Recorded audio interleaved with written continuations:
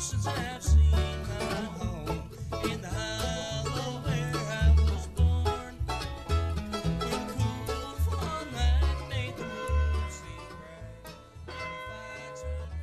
are in the heart of the Stone Arabia patent, and behind me is the Stone Church.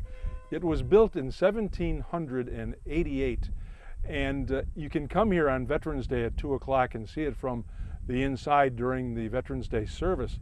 There is a little path behind the church that leads down to a cemetery where Revolutionary War soldiers are buried. Everybody knows the song John Brown's Body. Well, that John Brown was killed in the Civil War. We found the original John Brown, who was buried over in this cemetery. He was killed in the Revolutionary War. In 1993, a small group of traditional Mohawk people returned to the homeland of their ancestors to resettle the Mohawk community of Canajoharie. Going back hundreds of years, this was the original Bear Clan village. Now, fortunately, it is again a traditional Mohawk community. Long ago, they were forced up north into the hunting grounds and had to remain on reservations through the Revolutionary War and all the fighting that was happening here and displacements and of course the forming of the United States government. But we were put on reservations, and the Mohawk reservation in Akwesasne was one of them. So there was a prophecy that was told years ago that we would one day return to our homelands, and it's been tried over the years and different times and was unsuccessful.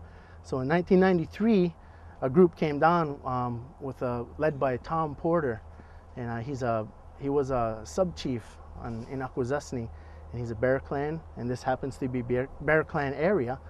And so he came here and found this beautiful property here, which needed a lot of repair, and managed to acquire it, and we started fixing it, and this became the Canajoharie project, what they called it. It's overwhelming at times because sometimes you can just feel the presence of years and years of knowledge and good fortune. Sometimes it's saddening because you can actually feel the grief sometimes when you hear the stories and you put yourself back there. And we've had ceremonies where we've actually tried to contact our ancestors for more guidance, because we really need guidance as our tribes and our culture starting to dwindle. So we're looking to teach the young kids about their culture and their background, and to strengthen them in the harsh years to come. I would like to thank Rob for being so gracious in teaching us more about the history, the true history, and I would like to say it in Mohawk, and I understand that they're doing great things here to maintain and to keep the language alive.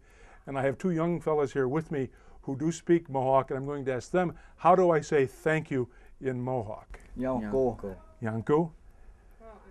Yanko. Yanko. Was that close enough? Yeah. Thank you. Once again, people are appreciating the bounty of the Mohawk Valley breadbasket. Chef Michael at Church and Main Restaurant in Canajoharie prepares gourmet dishes using natural and organic, locally grown foods. Actually, most of it comes from Palatine Bridge, and I have Peter Cookson in Sharon Springs that grows a number of vegetables for me.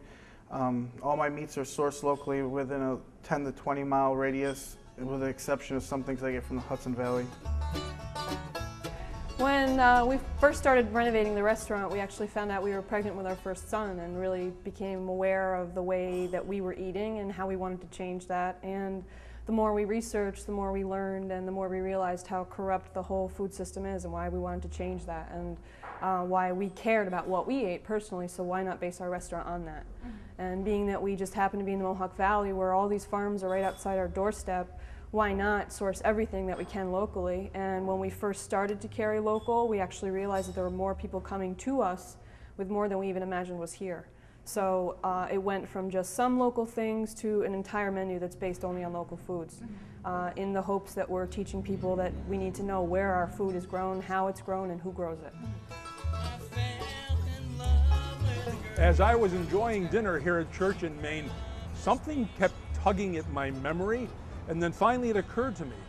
The flavor of the chicken that I was eating took me back to the 1940s, way back to Cornhill, when chicken tasted like chicken. When you eat here, you will remember how good food used to be.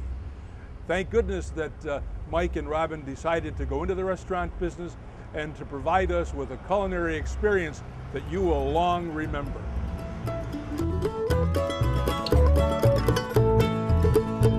To see what we can see, traveling round the Mohawk Valley. Let's see what we can see.